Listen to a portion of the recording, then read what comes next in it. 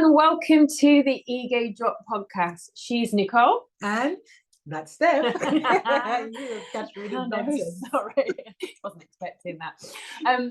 Welcome to episode 4. And this week we're going to be looking at a rather general topic of well-being. And we've got a very special guest to introduce you to who's going to help discuss that topic and how it relates to ego. But before we do all that and before we get our guest on board, Nicole, how are you? I'm great. Fantastic. Yeah, I had a great weekend. So yeah, and I'm really excited to be honest with you about this week's episode and to meet our guest. Yeah, So, me too. Yeah. So how has ego affected you this week?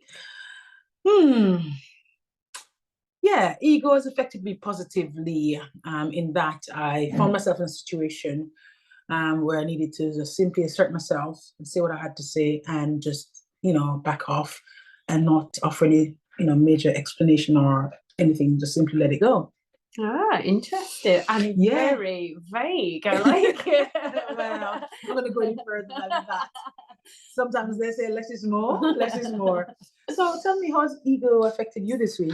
Okay, well, my daughter has been involved in some swimming galas recently, and I consider myself to be quite a laid-back parent generally. Obviously, you want to encourage your child to do well wherever they can, but I'm not hugely competitive, or so I thought, until I went to this gala. And obviously you give the normal advice, as long as you do your best, that's absolutely fine, that's sufficient. Cue to me standing poolside on my feet, she's screaming at the top of her lungs, really wanting and needing her to win. So that sort of competitive edge where my ego kind of swelled a little bit there, I think, to try and picture against the other children. I mean, she did win, but kind of not the point. So afterwards I had a little bit of reflection on actually, that was a bit egotistical, but happens to the best of us, I suppose, as long as you rein it back in. Parent ego. This week, of course, we're looking at well-being as a topic, as you're aware, and it's how we might create a healthier ego. Yeah, you're looking at me when you say that. Well, I'm sure we both fall out with the person.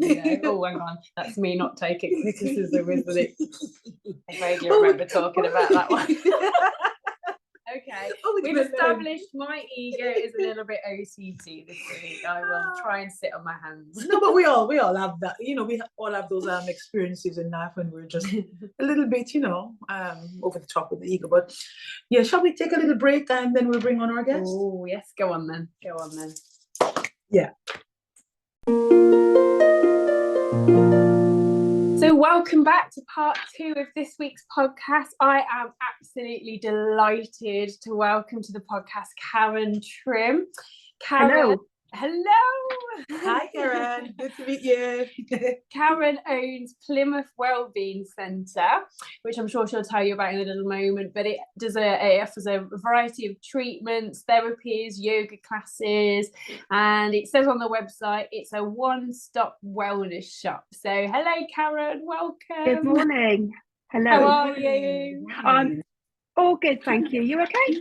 Yes, very well, thank you. Very well. How are you doing today? Are you well? Yeah, I'm all right, thank you. Yeah, all good. Busy.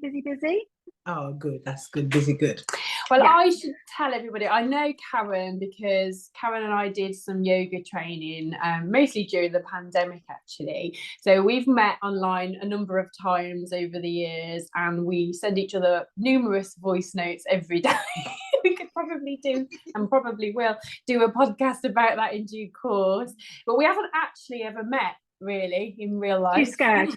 Yeah, too scared. We might not actually like one another. No, virtual friends. But she's really inspiring, Karen. She's got this little wellness empire, and it's only right that when we came to talk about well-being that we had you on to help us out a little bit. Thank you for coming along. So thank you for agreeing. You're welcome. To join us today. Thank you for having me. You're very welcome. So Karen, if I can ask you to tell us a little bit more about you and the Plymouth Wellbeing Centre. So I am 51 and I live in Plymouth, hence Plymouth Wellbeing Centre. I retrained in the kind of like wellbeing arena a number of years ago now, and I really struggled to find somewhere to work from. So I struggled to find space that was clean, and not too noisy and not ridiculously expensive, and so on and so forth. And it was really difficult to find anywhere. So I decided when I was in a position to be able to provide all of those things for other therapists, that was what I was going to do. So I've currently got 12 treatment rooms, a yoga studio, and a training room. We've got about 30 service users, and we're just building a really lovely little community of self-employed therapists. So people just come along and they just run their own business under my roof, basically, and we all support each other, and it's just an all jolly lovely place to be. What sort of therapies do you do there, Karen? Oh wow, so we literally have got everything from kinesiology, hypnotherapy, counselling, foot hair, not that, foot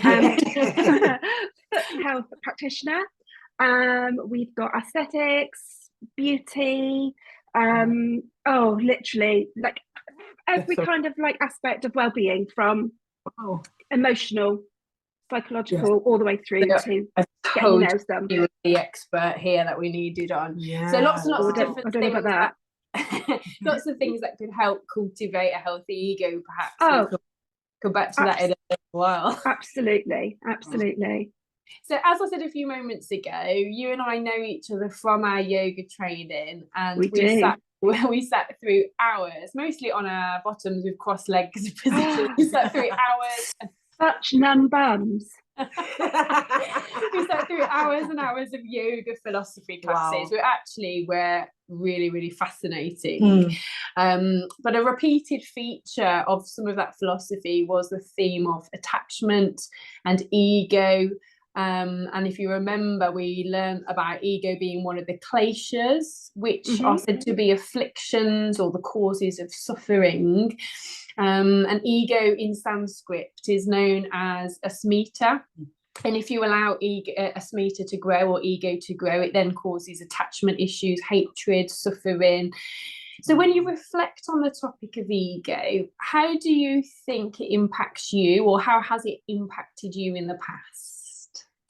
So I have to say, Steph, you will know this, I remember nothing. You know this information about me. I remember at the time when we spoke about ego, and particularly around attachment, thinking, oh my goodness, this is life-changing, and I wish I'd had this information for my whole life. Particularly around loss and grief, because the way that we were taught, and the kind of things that we were learning around not putting all of your attachment onto a thing or onto somebody else, that it's my person, it really did help, and then consequently I forgot all of that, because that is just what I do. My brain likes to forget things. But yeah, that is the main thing on reflection, that when we did those modules, that is what it kind of did for me, is me thinking, wow, we do put too much emphasis on stuff and people, and I don't think it brings out the best. Well, all three of us lost a parent at roughly the same time. Karen, lost her mom the same year I lost my dad, and then you lost your mom year after, didn't you? And funnily enough, I remember exactly the same passage where we were told it's fine to grieve, it's fine to be sad, but don't put all your attachment onto that feeling of sadness. And carry it with you. And it was quite a big sort of breakthrough for me. Not really holding on to all of that. So and that's I've shared that, I think, with me doing the whole course. I mean, the yoga and the meditation obviously helped, but I think the philosophy side as well, I would agree that it helped me on my grief journey as well. I mean, it's funny. So interesting. Funny. I mean, I didn't. I hadn't done the training and stuff, but I know one of the things, at the time when I was experiencing grief, I had to really reflect on my mom's words, you know, when she was in the hospital, and she said to me, I'm preparing you for this day, you know, all of your life, I was preparing you for this day. And so, you know, yes, I was upset and so on and so forth, but those words kept ringing in my head, preparing you for this day. And so although I didn't have the training that you've had as to how to deal with that grief, I kept thinking, and as the eldest child, I had no option but to actually reflect on, she was preparing me for this day. You know what I mean? So you're not attached to it. So although I was going through the emotional experience of being hurt and feeling sad and low, and you know, those feelings as well, they still come about at different times. Of course. You know, and the weirdest times as well. Yeah, but you know, the strangest times. Yeah, but you know, it's temporary. You know, it's passing. It's not going to sit there forever. You know what I mean? It's interesting. It is, definitely. If I can ask you, Karen, so with the therapies and the treatments that you conduct at the Wellbeing Center, do you think it helps you to manage your ego? Or do you practice what you preach, really?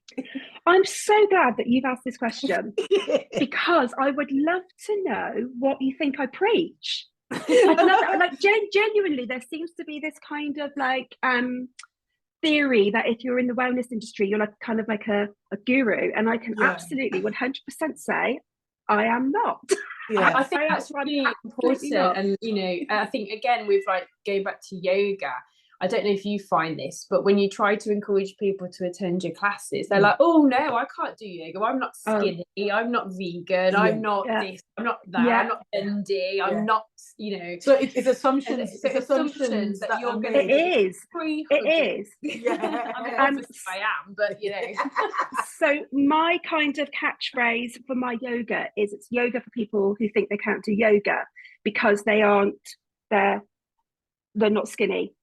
They're not bendy, they're not this, they're not that, and I'm like, whoa, I am none of those things. It's a yoga practice, and I'm practicing just alongside everybody else, and everybody's welcome. And you know, if anybody's doing a headstand in the room, it 100% will not be me. But when I can, watch out, because I'll just be like in the middle of the supermarket. Images all over Instagram when that happens. Oh yeah. So and I think, you know, in the well, you know, being in the kind of like well-being space, it's, do you know, and I think the majority of therapists would agree with this, you put so much focus on helping other people, and I don't want to sound all kind of like, you know, like Mother Teresa, for want of another phrase, you put so much emphasis on helping other people, you kind of forget yourself. It's a bit like when you're a mum, you put all of your focus into your kids, and you don't really do a lot for yourself. So do I practice what I preach?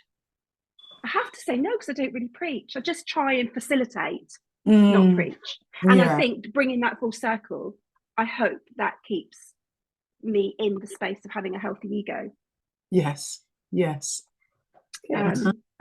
Because spiritual ego is quite a interesting thing. It is, and we're learning every week a little bit more. You know, there's a lot of like competition out there. I'm more spiritual than you because I do X, Y, Z, and I'm just like, isn't that on social media as well? You know? Yeah. Do you see it as well? Most yogis tell you to do this, and we don't do, and the whole like PT industry as well. You'll be told X and Y. You need to come follow me because I've got the law. Yeah, it's all just an opinion.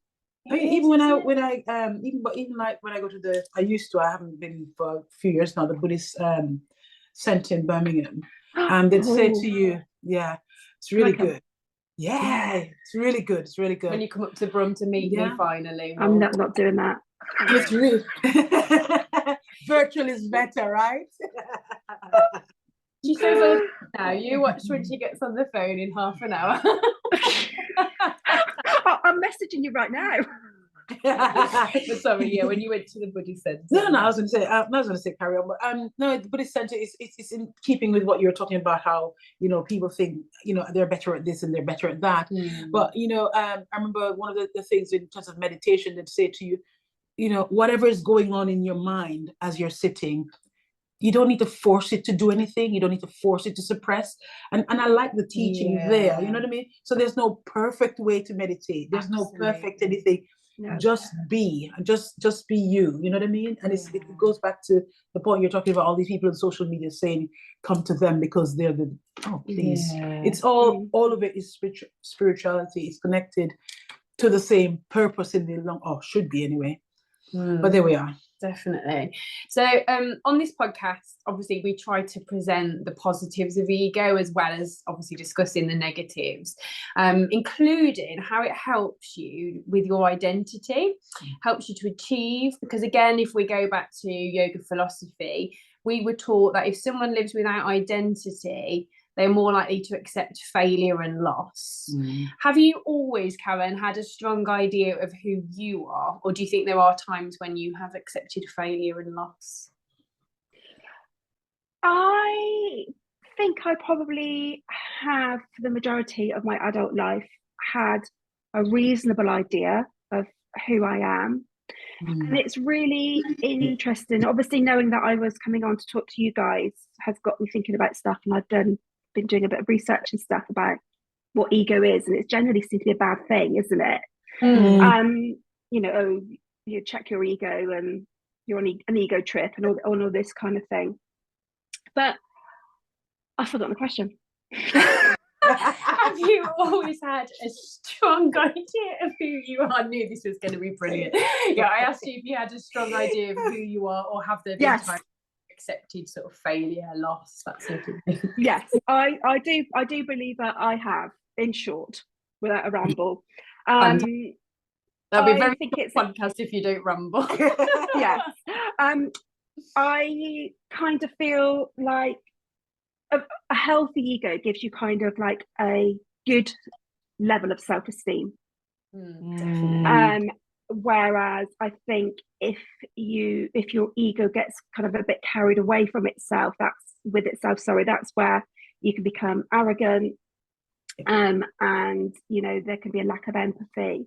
And I would hope, because I do really try hard. It doesn't always happen. Nobody's perfect, are they? But I do try really hard to be empathetic. And if somebody's behaving in a way that's probably not quite how you would want them to behave, I always try and think, okay, what's making this person behave this way? Understanding. Yeah, trying to be, and I do try really hard to be non-judgmental. I haven't always been that way. That's something I've learned as the older I've got. I've learned to be less judgmental, because you genuinely don't know what is going on in somebody else's life. And I think, again, without wanting to kind of like keep, you know, getting too depressive, but I think when you've been through a big loss and a big trauma, I know, like, I don't know what that person on the checkout that's being really rude to me, or the person who's, you know, just cut me up on the road. Do you know what I mean? I always try to think, well, you don't know. You don't know what's going on for them. So it doesn't always work. But that's what I try and do. Keep that ego in check. Yeah, sounds like you're dealing with it quite well. Absolutely. Yeah, try. Grief is probably a topic that we're going to end up coming back to for a whole episode. Yeah. I think it's a biggie. Yeah, it's a biggie, isn't it? Definitely. And you need a big ego to get through that. You do. Yeah. Lots of tissues. Even if it's pretentious, you know, no, in terms of getting dealing with grief, but obviously we'll take that as a topic. But you definitely need you know, a big ego, you know, positively, to get you through, because you know, you know, it's going to be tough, you know, that, you know, so I understand. Yeah. I mean, many people advocate for getting rid of ego entirely, as it is often considered a terrible thing, which you've kind of alluded to already. But it isn't a terrible thing at all, is it? No. It is a fragile thing, I think, and it's something that we should manage with care, to lessen the negative impact it could have on our lives. What do you practice, you know, consciously or unconsciously, in order to cultivate a positive ego? I think probably going back to what I said previously about trying to be empathetic, And I think there's a really fine balance, isn't there, between having a healthy sense of self-esteem and importance. Yeah. And then recognizing when your ego may be becoming a little bit inflated. You know, when you can kind of like cross over into the other side of things where you can become a little bit arrogant. And I think it is a really fine line, because if you know, I think you need that sense of that ego, as my understanding of it is, to protect yourself as well. Yes. Because else you could potentially be a complete walkover. And I think equally that's not good. And I've been doing some, you know, in some other sort of areas of my life, I've been looking into ego. Ego gets mentioned quite a lot. And it always, I feel like in that particular scenario, that it's ego in the more generalized sense, you know, like the more popular sense of check your ego, you're on an ego trip kind of thing. I think the genuine word has been hijacked a bit.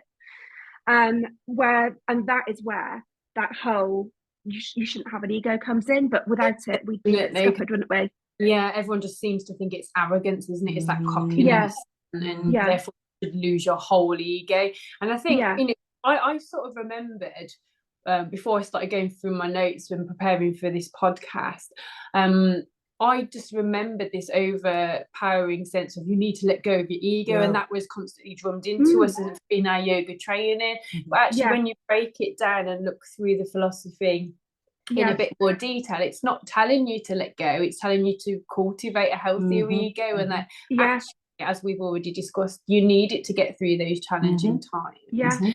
And to have a bit of confidence. Absolutely. To prepare for today, I did some research with my old friend ChatGPT, who has become a mainstay in my life. I have John as a wellbeing expert. It's all a con. Forget about Google. We've never met. You know, I've been catfished here. I never claimed to be an expert about anything. I just work in that arena, but I am absolutely not an expert, never claimed to be. And that is me having a healthy ego. Yeah, absolutely. I don't know what that little finger was then. But one of the things that I did make a note of when I was doing some research, and for me, this really helped me make sense of things, is that it's the part of the mind that mediates between the conscious and the unconscious. So I quite like that. That kind of helps me to understand. It's such a massive topic, isn't it? I mean, yes. Yeah. And the whole point of the podcast for us is to discover exactly what is the ego and what we need to do about it. Yeah. And how it influences. And there's no hard and fast, is there? Lots of different theories. I mean, even from your research, Karen, essentially, the ego is all your consciousness, isn't it? It's your, which is what we talked about, I think, in also one of the previous episodes about it's your personality, it's part of your whole DNA, your makeup. And so the unconsciousness and the conscious state of mind, so it's the in between. There's no hard and fast, really, is there? But it's in that, again, in doing some research, there's something called the ego death that people advocate for. So ego death, like sort of like getting rid of it entirely. So how does that work? I haven't gone too much into that, because we might look at that, I guess, as we go. But I think there are so many different theories and so many different approaches to how you should handle your ego. But I think we sound like we're all on the same page in terms of we need it for the self-esteem and confidence. So we wouldn't want to release it entirely. No. But yeah, I think you do have to sort of acknowledge when it's getting a little bit absolutely. And I don't think it makes you a bad person. I think it's just that, that balance, isn't it? And sometimes one's going to outweigh the other, but for me it's the recognition when it's getting having that self-awareness of when it's getting a little bit too big for its boots.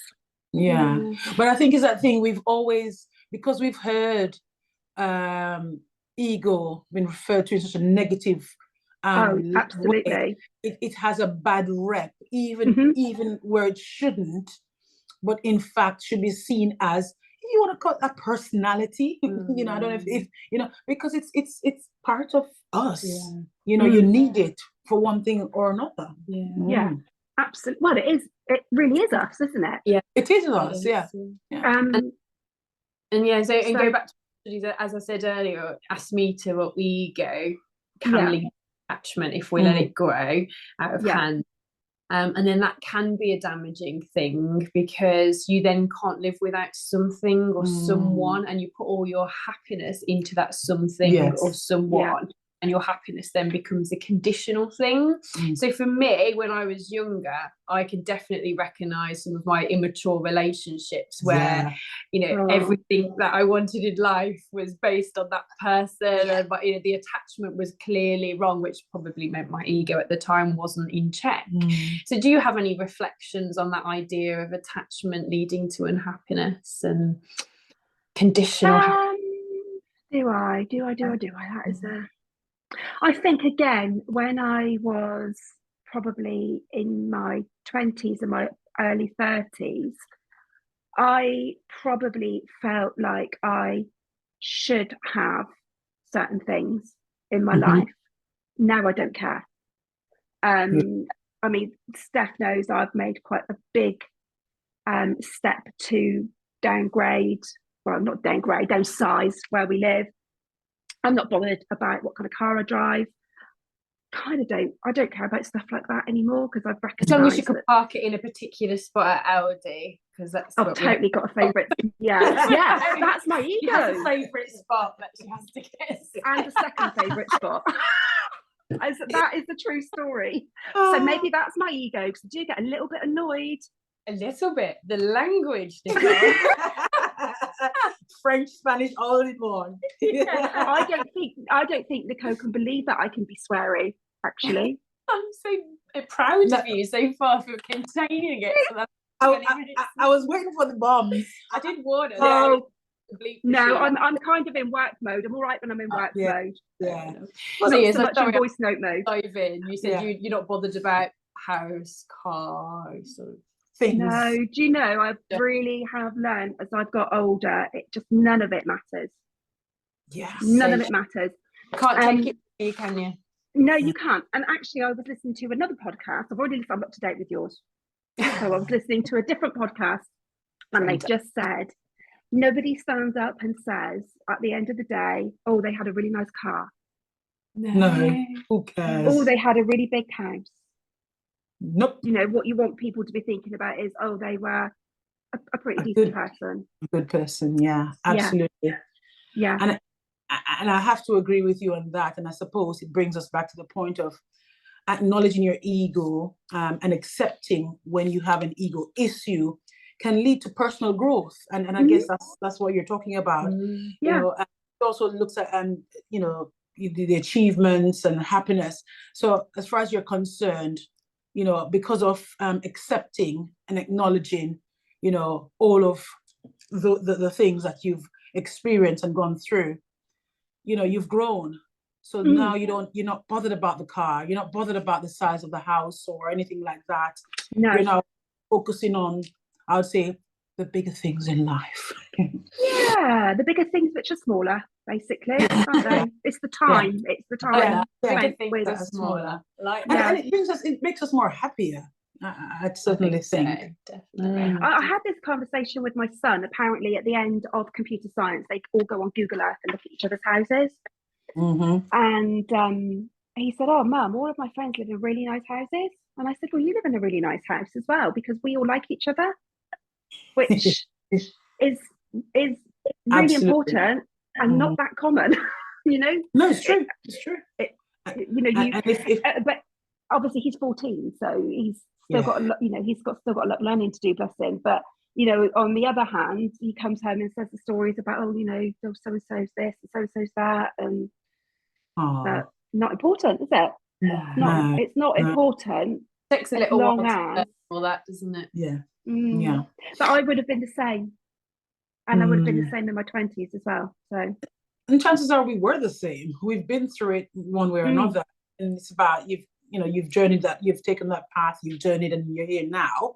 Your son is certainly going to do, have his own journey as well, and come to the realization of those issues surrounding ego and acceptance. Yeah. And actually, that's just made me think of something else. Sorry, this would be like a 17-hour podcast. Feel free to do quite a lot of editing. No. So, I've forgotten.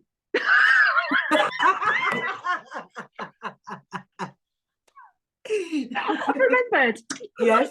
I remembered. Oh my God. So my children are 14 and 17. And I wonder if this is related to ego as well, is letting go. Yes. And allowing them to make mistakes. It's that is hard. so true, isn't it? So difficult. Because all you want to do is protect them. Yeah. You just want to, do you know what I mean? You just want to protect them. And they will die when they know I've done this. And that their friends can listen to this. They will literally die. Because this is another thing that teenagers do. They go onto each other's parents' Facebooks. And do screenshots and generally taunt one another. So yeah, they're going to be loving life. But yeah, so it's that letting go enough to let them become adults and do what they need to do and learn by their mistakes, and then keep them safe at the same time. It's really tricky, and that's kind of almost that's the control, and that you can't control other people's actions to a point. I think it's the parent ego or something like it's called. The parent ego. I think that's what that one is. Oh, really? Yeah. We it's just so much much to discuss around these days. We could just go on forever. But we do have to start to draw this to a close. Yeah. I mean, certainly we'd love to have you back again to just talk some more about the different aspects, because there's so much to this that we're discovering. So many topics that Karen can help us with, believe me. Yes. So I'm sure she'll be invited back. If I could talk about anything. So if your children allow you, that's what Steph just said, right? If they're not too embarrassed. But they'll get over it. Karen would like to. Karen, the conversation is just really lovely, but as Steph said, we'll draw this to a close for now. So we'd like to really thank you for joining us today, and of course we will certainly be sure to book in for treatment. I'm certainly going to come to Plymouth, because I know I've heard lovely things about down that side. So certainly I'll be down that side, and I'll maybe hypnotherapy. I'd love to try that. Yeah, absolutely. Karen, thank you so much. Thank you so much for having me. You can find her on social media as Yoga Bird, which is her handle. So if you have enjoyed today's episode, or if you've got any thoughts or reflections on anything any of us or anything Karen said, then we would love to hear from you. And you can email us at theegodrop@gmail.com. And of course, you can also message us, interact with us on all socials. That is Instagram, TikTok, YouTube. We're everywhere. So please feel free to give us some feedback. Of course, also please feel free to give us some suggestion as to what you'd like us to talk about. Because as we've said, we're all growing, we're all learning, and it's about a process, it's a community. Thank you. Yeah, thanks everyone. See you again soon. Thank you, Karen. Bye. Thank you, bye.